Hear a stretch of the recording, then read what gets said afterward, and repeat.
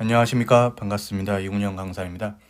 이번에는 10월 29일 날 시행된 동행팀 모의고사 N년차 분들을 대상으로 했다고 하죠. 그래서 실력 점검 모의고사 헌법 과목을 해설을 할 텐데 아무래도 N년차 분들이 보는 시험이다 보니까 전체적으로 조금 난이도를 있게 내려고 했던 측면이 있습니다. 보통 시험에서는 쉬운 문제들도 좀 깔리니까 기본적인 점수가 뒷받침이 되는데 어느 정도 실력이 보장되지 않는다면은 쉽게 틀릴 수 있는 문제들로 구성을 하려고 했습니다. 그래서 평균 점수가 좀 낮을 거라고 예상은 되는데 또 시험이라는 게 봐봐야지 아는 거니까 여러분들이 봤다는 것을 전제로 해서 한번 해설을 해보겠습니다.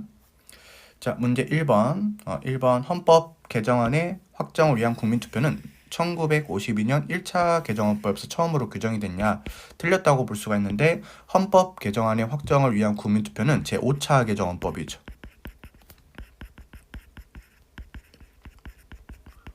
그래서 조금 낮춰서 1962년이라고 할 수가 있습니다. 그래서 틀렸죠. 해설했다가 이렇게 꼼꼼하게 달아놨습니다. 2번. 관습헌법상이 헌법 개정의 방법에 의해서 개정될 수 있습니다. 근데 이러한 방법 이외에 관습헌법이 자율하게 사멸되는 등 법적 효력이 상실되는 경우 있을 수 있습니다. 바로 이제 국민적 합의라는 요건이 필요한데 국민적 합의라는 요건이 소멸되면은 법적 효력이 상실되는 경우가 있을 수 있기 때문에 틀렸죠. 3번은 많이 나오죠. 관습헌법은 성문헌법과 동등한 효력을 가집니다. 틀렸고요. 4번이 답이라고 할 수가 있겠죠.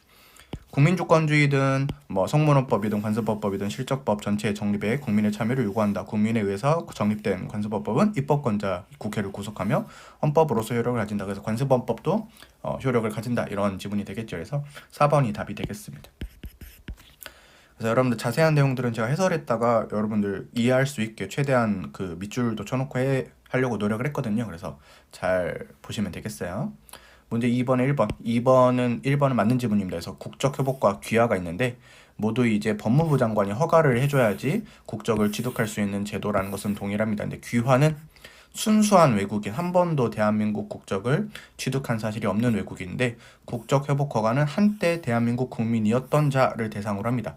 귀화는 일정한 요건을 갖춘 사람에게 허가하는데 국적회복 허가는 한 번 대한민국 사람이었기 때문에 우리가 이제 웬만하면 이제 국적회복 허가를 해주고 병역을 기피할 목적 이런 사람들 경우에는 국적회복을 허가하지 않는다는 요건이 있을 수 있습니다. 그래서 맞는 지문 2번 영유아 판례죠. 그래서 영유아 중에 재외국민인 영유아를 양육료 보육수단에서 제외하는 것은 헌법 위배가 되죠. 맞는 지문 3번 정부 수립 이전 이주 동포 사건이네요. 그래서 이 법을 적용 대상에서 제외하는 것은 평등원칙의 위배가 되는 판례인데 안 된다고 했으니까 틀렸고 4번 옛날에는 부계혈통주의였는데 이걸 위헌으로 한 다음에 부모 양계혈통주의로 개정했죠. 헌법에 위배되지 않는다. 그래서 옛날에 부계혈통주의가 위헌이었던 거예요. 그럼 이제 3번이 답이 되겠죠. 3번 문제 보겠습니다. 우리 영토권 조항이네요. 국민의 기본권 침해에 대한 권리 구제를 위한 전제 조건으로서 영토에 관한 권리를 영토권이라고 구성하는 건 가능하죠. 그러니까 영토 조항이 헌법 제3조인데 영토 조항이 헌법 제3조인데 얘 자체는 기본권 규정이 아니죠. 되지만 그렇지만 이 영토 조항이 개별 규정으로부터 기본권을 도출하는 것은 가능하다. 그래서 1번은 틀렸죠. 다음 여러분들 우리가 2번은 독도 관련된 대한민국 그리고 일본 간의 어협정이죠. 그래서 배타적 경제 수역을 직접 규정한 것은 아니고요. 어쨌든 이것만 보면 되는데 영해 문제와 직접적인 관련을 가지는 것은 아닙니다. 우리나라가 영토를 넘겨준 건 아니니까 그냥 물고기 잡을 수 있는 선을 그은 거예요. 그러니까 헌법상 영토 조항을 위반했다고도 볼 수 없겠죠.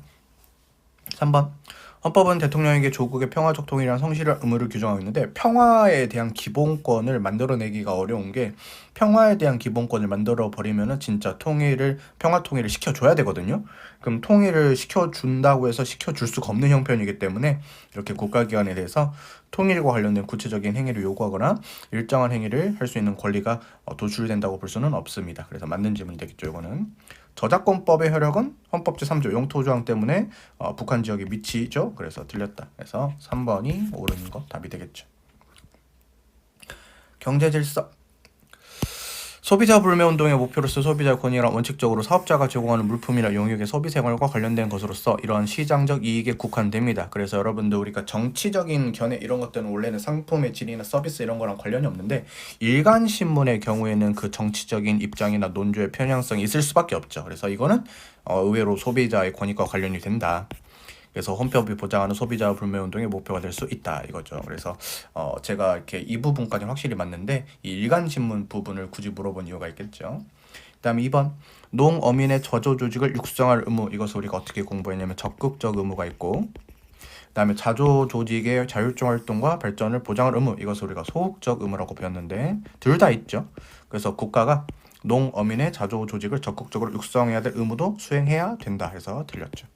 3번 이 맞는 지문이네요. 경제 주체 간의 조화를 통한 경제 민주화 이념은 경제 영역에서 자유로운 사회 질서를 형성하기 위해 추구할 수 있는 국방 목표로서 개인의 기본권을 제한하는 국가행위를 정당화하는 법 규범이다. 맞는 지문. 이게 맞는 지문이죠. 4번 이 담세 능력의 원칙 하면 이제 응능 부담의 원칙 이렇게 나오네요. 그래서 여러분들 소득 계층에 관계없이 동일한 세율을 적용한다. 이게 여러분들 무슨 단어가 기억이 납니까? 즉 누진세를 적용하지 않았다 이거죠.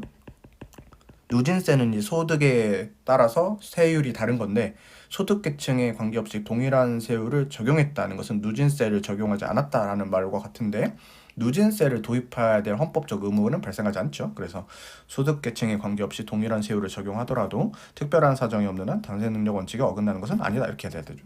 그래서 틀렸다. 그래서 3번이 답이 되겠습니다. 문제 5번 정당제도에 관한 것 중 옳지 않은 것은 이 현행 헌법 제8조상의 민주적 기본질서는 정당해산 사유가 되죠. 이거는 넓어서 좋을 게 없다. 그래서 현행 헌법이 채택한 민주주의보다는 좁아야 된다. 그래서 원래 우리가 알고 있는 민주주의의 개념이 이렇게 넓다면은 민주적 기본 질서라는 개념은 좀 좁아야 됩니다. 이렇게 좁으면 좁을수록 정당이 잘 해산을 안 당한다는 측면이 있기 때문에. 그래서 틀렸고, 우리 헌법에서 정당 조항이 처음 채택된 것은 3차 개정 헌법, 이게 각본 종중이죠. 맞고, 그 다음에 5공화국헌법에서 북고 보조금 조항을 신설했다. 맞는 지문이 되겠습니다.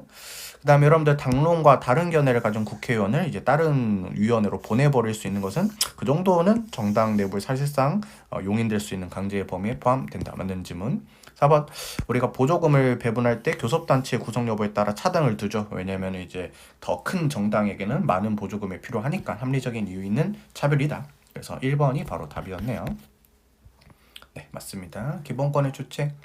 자, 법인도 모이는 거니까 결사의 자유 주체가 되죠. 성질상 인정이 됩니다. 2번 헌법상 기본권의 주체가 될 수 있는 법인은 원칙적으로 사법인의 하나고, 원칙을 물어봤죠. 원칙. 그 다음에 공법인은 일단 수범자이지 기본권의 주체가 될 수 없다. 물론 공법인이 예외적으로 되는 건 맞지만 원칙이란 말을 잊어버리면 안 됩니다. 여러분들.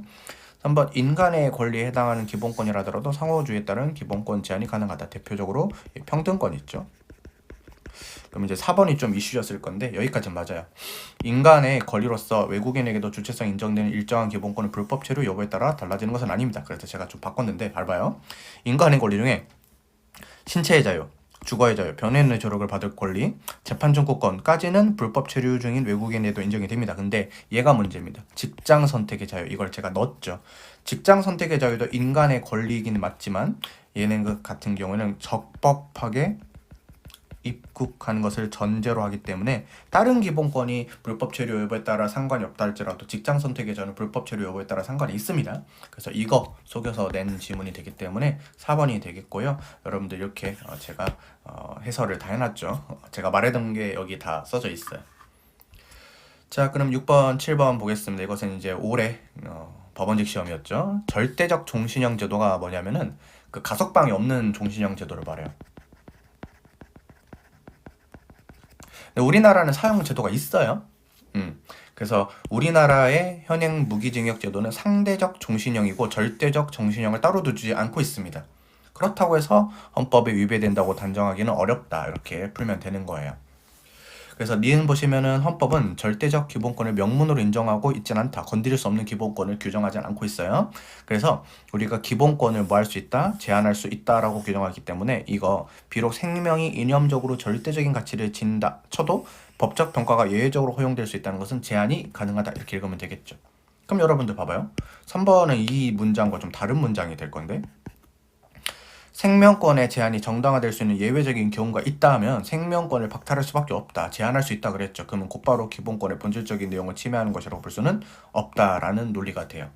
그 다음에 4번 지문은 우리 헌법은 문헌의 구속상 사형제도를 간접적으로나마 인정하고 있죠. 이것은 많이 나왔었죠. 그래서 기억번 지문이 이제 우리 최근에 법원직 시험에서 새롭게 등장한 지문이고, 니은 디귿 리을은 원래 있었던 문장들이니까 문제를 풀 때 그렇게 어렵진 않았을 것 같아요.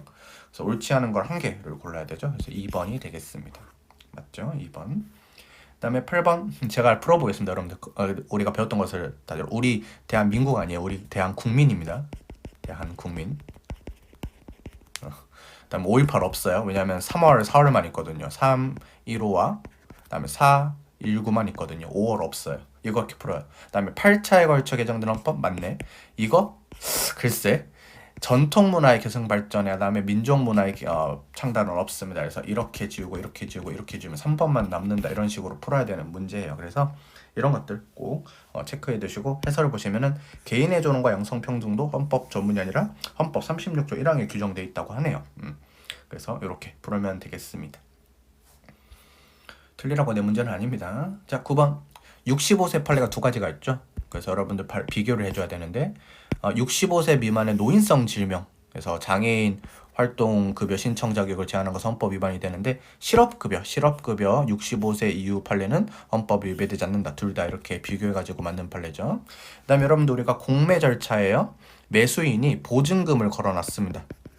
근데 여러분들 본인이 본 금액을 납부하지 않았어. 그래서 매각 결정이 취소되는데, 이 보증금을, 공매 보증금을 파란색으로 해야겠다. 공매 보증금을 절차 개시에 근거가 된 조세 채권에 우선 충당하도록 규정하면은 다른 채권자들, 경매에 참가한 다른 채권자들이 그나마 몇 푼이라도 더 가져갈 수 있어요. 이게 좋습니다. 이게 평등원칙이 위배되지 않아요. 대신 여러분들 우리가 배웠던 판례 중에 뭐가 있냐면은, 이 공매 보증금 취소했을 때 공매 보증금을 국고로 바로 귀속하는 것은, 왜 그걸 국고로 귀속해요? 채권자한테 한 푼이라도 더 줘야지. 그래서 국고로 귀속하는 것은 헌법 위배되지 않는데, 디귿번은 맞는 지문이 됩니다. 그 다음에 여러분들 파산 절차에서 아무리 여러분들 과징금이나 과상금 채권이 필요하더라도 특별히 취급해서 무조건 우선순위 주는 것은 평등원칙 위배가 되겠죠. 그래서 틀렸고, 미음번은 많이 나왔던 판례죠. 우리가 근로자의 사업주 지배 관리 아예 출퇴근하는 등 중에 발생한 사고로 부상 등이 발생한 경우에만 업무상 재해로 인정한다. 이것은 평등원칙 위배가 되는 판례죠. 많이 나왔었다. 그 다음에 우리 소년범 판례죠. 우리가 형이 집행이 종료되거나 면제된 자에 한해서만 장래에 향하여 형의 선고를 받지 않는다라고 규정한, 이게 이제 자격 완화 특례 규정 판례인데, 자격 완화를 해주는 거야, 풀어주는 거야. 그럼 여러분들 누구는 자격 완화의 특례 규정을 받을 수 없다라고 규정이 되어 있는 거죠? 집행유예자가 더 착한 애들인데, 집행유예자 애들은 자격 완화 특례 규정의 적용 대상에서 제외되고 있죠. 평등원칙 위배가 되는 판례인데, 우리가 알고 있는 판례를 이렇게 바꿔서 문장을 바꿔서 낼 수도 있는 거예요. 그래서 좀 난이도가 있죠. 이 문제는 좀 틀리라고 낸 게 있죠. 그래서 이렇게 알아야지 맞출 수 있는 판례니까 맞고 맞고 맞고 틀리고 틀리고 맞고 해가지고 정답은 2개가 되겠죠. 이렇게. 문제 10번 계약의 자유. 계약의 자유 1번은 전체적으로 맞고요. 그쵸? 그 다음에 2번 보시면 최저임금 적용할 때 우리가 주휴 시간을 합산해 줍니다. 이거 주휴 수당이라는데, 이게 왜 그런 거냐면 사람이 일주일 내내 일할 수는 없어요. 그래서 그 사장님 입장에서는 조금 억울할 수 있는 게, 그 근로자가 알바생이 나와서 6일을 일을 했거든요. 월화수목금토. 근데 일요일날 일했다 치고 주휴수당을 쳐줘야 돼요. 그럼 이제 더 싸게 부려먹고 싶은 계약의 자유가 제한이 되겠지만 침해는 안 되겠죠. 그렇죠? 그래서 맞고. 그다음에 여러분들 증여계약을 합의해제했어요. 원상복귀가 돼야 되죠. 그럼 증여받은 재산을 반환할 때 처음부터 증여가 없던 것으로 봅니다. 근데 금전은 처음부터 증여가 있던 거로 봐요. 왜냐하면 세금 문제 때문에 그렇습니다. 금전은 하루만 왔다 갔다 해도 이자가 발생하기 때문에 없던 거로 볼 수가 없어요. 예를 들어서 뭐 도자기 같은 경우에 깨끗하게 쓰면은 하루 주고 받았다고 해가지고 크게 문제가 안 생기겠죠. 근데 금전의 경우에는 줬다가 다시 돌려받았다 해도 그만큼의 이자가 발생하거나 증여세라는 세금의 문제가 발생하기 때문에, 이런 경우에는 여러분들 처음부터 증여가 없던 것으로 볼 수는 없습니다. 그래서 이것을 제외하는 것은 헌법 위배되지 않아요. 그다음에 여러분들 우리가 위헌 키워드 민법에서도 배우나 토지 임대차를 제외한 임대차의 존속 기간을 무조건 20년으로 제한한 조항, 이것은 헌법 위배가 되는 판례 해가지고 배웠을 거예요. 그래서 3번이 되겠습니다. 헌법에서도 배웠어요. 그다음 기본권 충돌, 단결하지 않을 자유, 수국적 단결권이 적극적 단결권보다 중시된다. 틀렸죠. 거꾸로죠. 수학권, 수업의 자유, 그러면 수학권이 우선적으로 보여야 된다. 이게 맞죠. 흡연권, 그 다음에 혐연권, 혐연권 아니에요. 혐연권 있으면 혐연권이 흡연권보다 상위 기본권 맞죠. 그 다음에 반론 게재 청구권, 정정보도 청구권 있고 언론의 자유, 충돌이 있지만 합리적인 조화, 규범, 조화적 해석이 있다. 그래서 1번 너무 쉽게 풀 수가 있었어요. 넘어가라. 12번 영장주의. 우리 12조 3항이 정한 영장주의는 수사기관이 강제 처분을 해요. 그럼 중립적인 기관인 법원의 허가를 얻어요. 거기서 끝이에요. 법원이 구체적인 수사를 통제할 필요는 없어요. 이렇게 되는 거죠. 그 다음에 여러분들 우리가 법원직 시험에서 나왔던 질문인데 경찰서장이 국민건강보험공단에게 청구인들의 요양급여 내역 제공을 요청한 행위가 위헌이긴 한데 개인정보 자율정권을 침해하긴 해요. 근데 이게 임의수사예요. 그러니까 영장주의를 물어보면 영장주의는 적용되지 않아요. 이렇게 해야 되고, 그다음에 선거관리위원회는 수사기관이 아닙니다. 그래서 피조사자에게 자료 제출 요구를 하는 것은 수사기관이 아니기 때문에 영장주의 적용 대상에 해당하지 않아요. 그래서 영장주의가 적용되지 않는다.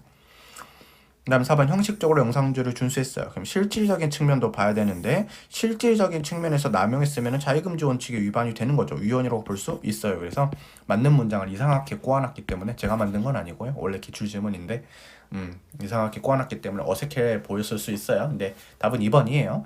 이게 위헌이 아니라는 게 아니에요. 영장주의가 적용이 안 된다 이거예요. 대신 이거는 뭐 느꼈겠지만 과잉금지 원칙에 위배해서 개인정보 자기결정권을 침해하는 판례가 되겠죠. 국민건강보험공단이 이렇게 경찰서장에게 제공을 해버린다면 이 행위가 과잉금지 원칙 위배가 되는 거예요. 13번 무죄추정 원칙 위배된 거. 미결구금 일수 산입은 다 산입해야 되죠. 근데 그 미결구금 일수 중 일부를 산입하지 않을 수도 있다? 그럼 무죄추정 원칙 위배가 되죠. 그래서 위배됐다. 그 다음에 법 위반 사실의 공표명 사건 무죄추정 원칙 위배가 됐다. 그 다음에 여러분들 재판의 결과 등록 취소에 이르게 될 가능성이 커요? 그러면 이제 업무 정지 시켜야 되겠죠? 그러면 이제 않는다. 그 다음에 징계 부과금 집행을 실시하는 것은 괜찮다 그랬어요. 않는다. 그 다음에 여러분들 소년원 수용기간은 무죄 추정 원칙이랑 상관이 없습니다. 그래서 그냥 교육을 위해서 그 다음에 교화를 위해서 그런 것이지 뭐 징벌의 목적으로 보내는 건 아니기 때문에 항고심 결정의 보호기간에 산입하지 않아도 돼요. 그래서 틀렸죠. 그럼 위배된 사례는 2개가 되겠어요. 이렇게 3번 14번 1번 공직자의 도덕성, 청렴성에 비해서는 국민과 정당의 감시 기능이 필요한 점에 비춰봤을 때 의혹의 제기는 악의적이거나 상당한 일의 경우가 아닌 쉽게 책임을 추궁해서는 안 된다. 맞죠? 다음에 여러분들 5번, 2번은 함정이 있죠. 죄송합니다. 그 수임 사건의 건수 및 수임액을 변호사에게 보고하도록 하잖아요. 이거 사생활의 비밀과 자유 자체에 보호되지 않습니다. 왜냐면 높은 공공성과 청렴성 이런 말을 하니까 잠시 녹화가 잘 되는지 확인해보고 잘 되고 있군. 그래서 여러분들 사생활의 비밀과 자유를 제한한다? 이게 틀렸어요. 침해는 당연히 아니겠죠. 그래서 요 행위가 사생활의 비밀과 자유의 보호 대상 자체가 아니기 때문에 틀렸습니다. 그 다음에 개인정보 자율정은 10조, 17조 등에서 부당이 된다. 맞고 그 다음에 질병명 공개 사건이네요. 사생활의 비밀과 자유를 침해한다. 4급 이상 공무원들한테 쓸데없이 모든 질병명, 약점이 될 수 있는 질병명을 다 하도록 하는 것은 헌법에 위반이 된다. 15번 통신의 자유네요. 통신의 자유는 통신수단을 자유롭게 이용할 수 있는 권리이고 통신수단의 자유로운 이용에는 자신의 인격상을 누구에게도 밝히지 않는 상태로 통신수단을 이용할 자유, 익명성 보장도 포함이 됩니다. 2번은 법원직 시험에서 나왔죠. 전기통신 영무 제공이라는 것은 뭐냐면 그냥 핸드폰 계약이에요. 핸드폰을 하나 새로 만든다.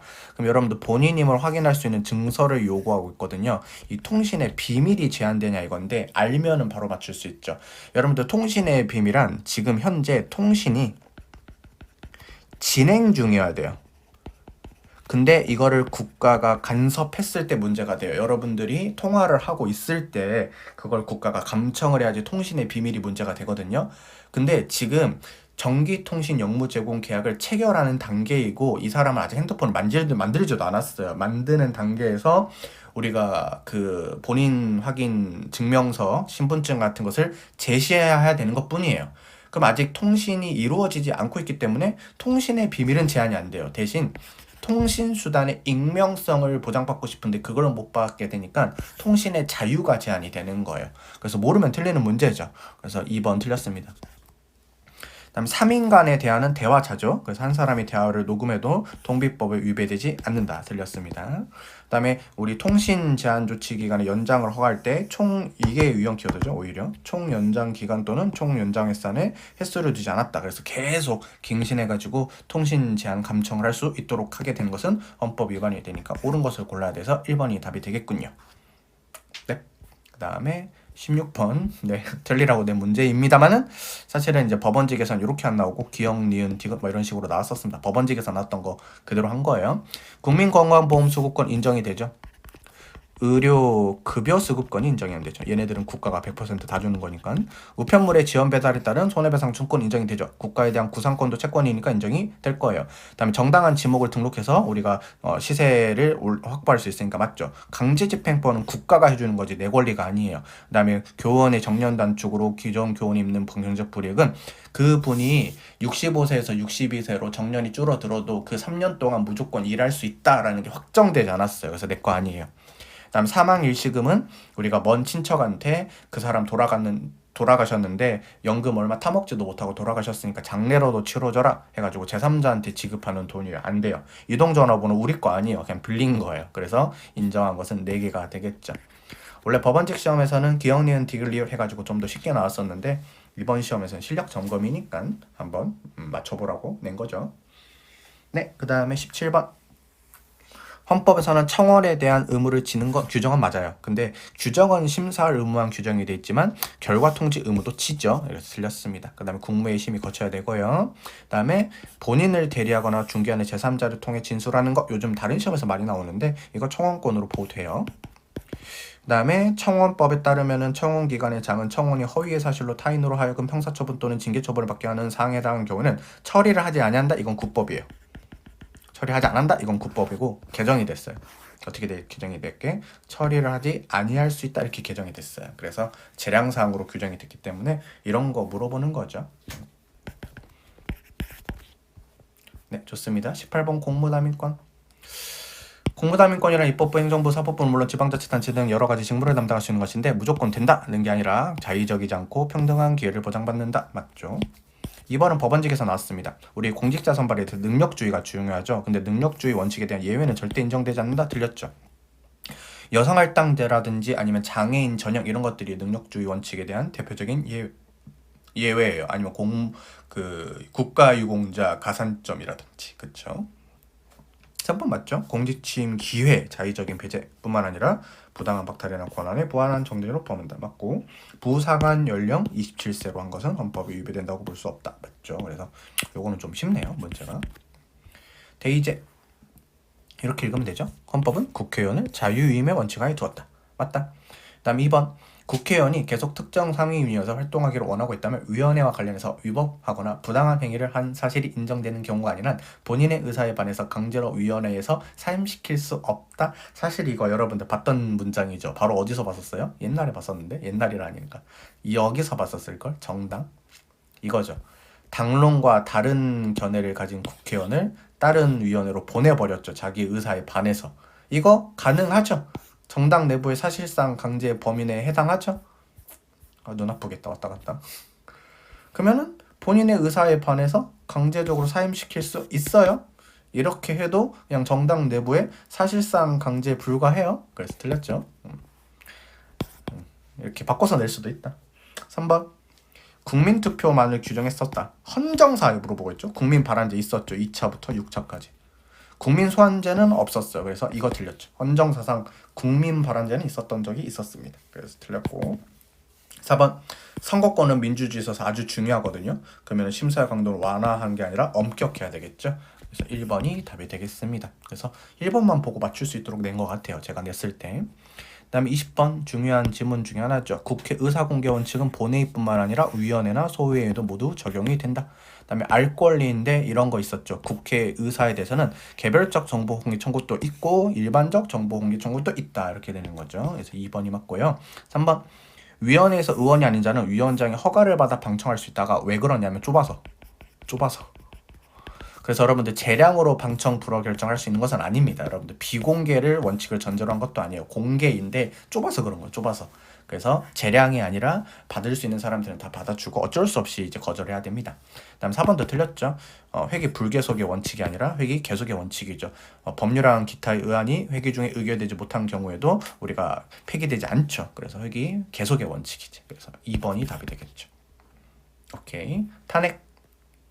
탄핵은 재헌헌법 때부터 있었어요. 틀렸고. 그다음에 당선된 후 취임 전 아직 대통령이 아닙니다. 당선인일 뿐이에요. 그러면 대통령 탄핵 사유 아니고. 그다음에 성실한 직책 수행 의무는 사람에 따라서 달라질 수 있으니까 사법적 판단의 대상이 될 수 없죠. 이게 맞죠. 그럼 비교했을 때 헌법을 수호할 의무는 사법적 판단의 대상이 된다. 그렇죠? 그다음에 여러분들 우리가 4번 보시면은 탄핵소추에 발의가 있을 때는 보고하고 법사위에 해부해서 조사하게 할 수 있다. 근데 만약 안 하면 if 안 하면 법사위 조사가 안 들어가면은 이제 24시간 이후 72시간 이내에 표결을 해야 돼요. 그래서 조문 좀 어렵게 냈다. 3번이 너무 답이죠. 사면 많이 낚였을 거야. 사면 다 맞아요. 사면은 행정부 수반으로서의 권한이 아닙니다. 국가 원수로서의 수반의 권한이죠. 국가 원수. 행정부 수반으로서 고유한 권한이면 사법부 위에 행정부가 있게 돼요. 그럼 권력분리 원칙 위반입니다. 그래서 행정부 수반이 아니라 국가 원수로서. 나머지는 다 맞습니다. 1번 틀렸고. 대통령이 일반 사면을 하는 경우에 대통령령으로 하고 그다음에 국무회 심의를 거쳐서 국회 동의를 받아주면 일반 사면의 경우에는 특별 사면은 국무회 심의는 거치지만 동의는 필요 없습니다. 이게 맞죠? 3번 복권은 형의 집행이 끝나지 않은 자 또는 집행이 면제되지 않은 자는 하지 않고 맞고 특별 사면은 뭐 일부 전부 할 수 있고 중앙형 또는 가벼운 대해서 할 수 있다. 그래서 1번이 너무 답이다. 너무 나쁘게 냈죠. 문제를 반성하고 있습니다. 저도 문제를 풀어보니까 좀 나쁘게 냈네요. 네. 대법원장의 제청, 국회 동의, 대통령이면 맞고 임기 6년 연임할 수 있죠. 연임을 못하거나 중임을 못하는 것은 대법원장입니다. 2번 기억나니? 대포 14야 되는데 이 지문은 1명과 13명 15명이잖아. 그럼 틀렸죠. 대포 14. 사법행정사무를 총괄하며 사법행정사무에 관해서 관계 공무원의 지휘 감독하는 것은 법원 행정처장님이 아니라 대법원장입니다. 4번이 맞겠죠? 그래서 굳이 읽진 않겠습니다. 항상 외우라 그랬어요, 여러분들. 자, 간접 흡연으로 인한 피해는 사실은 직접적인 피해가 아니니까 비흡연자인 임산부가 청구한 헌법소원은 자기 관련성이 인정이 안 돼서 부적법입니다. 맞고요. 그다음에 시혜적 법률이죠. 그러면은 국가가 갑이라는 사람한테 혜택을 줬어. 그럼 여러분들 제3자는 헌법소원을 못하냐? 제3자 을은 헌법소원을 못하냐? 아니죠. 헌법재판소에 헌법소원 할 수 있죠. 왜 해요? 나는 평등권이 침해됐다. 왜 쟤는 주고 안 주냐? 이런 식으로 평등권을 침해하는 당사자가 될 수 있기 때문에 틀렸다. 그다음 3번은 우리 죄송합니다 여러분들 제가 순간적으로 아찔했어요. 헌법소원 심판의 요건 중에 직접성 요건이 있죠. 그래서 쭉 읽어보시면 되는 문장이니까 일부러 틀리게 내진 않았고요. 4번 비구속적 행정개혁안이나 행정지침도 뭔가 국민에게 영향을 안 미칠 것 같지만 국민에게 영향을 미칠 수 있는 가능성이 있습니다. 그래서 이건 되는 경우가 있다 이렇게 해가지고 풀면 되거든요. 그래서 답은 명확하게 2번으로 좀 잘 보이긴 했어요.